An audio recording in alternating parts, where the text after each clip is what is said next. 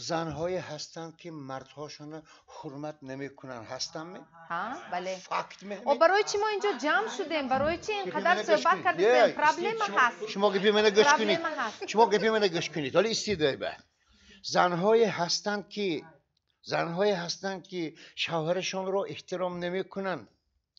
نظرشون نمیگیرد. خودشون از شوهرشون بالا میدارن. هستن می؟ همین فکت می؟ بله. چاکده میتونتون شما نمایه. میتون.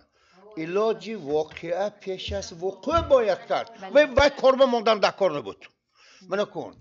انسان های هستن می بچه ها که پدر و مادرش عزت نمی کند. هستن؟ چاکدن دکار باید. چون کتن شما. دستتون زمین بیاد همتون. که من استیده معلم جان. استید. بگه پو همش نیست کتابی تربیه. یافته تید من وقتی کتابی تربیه گفتم.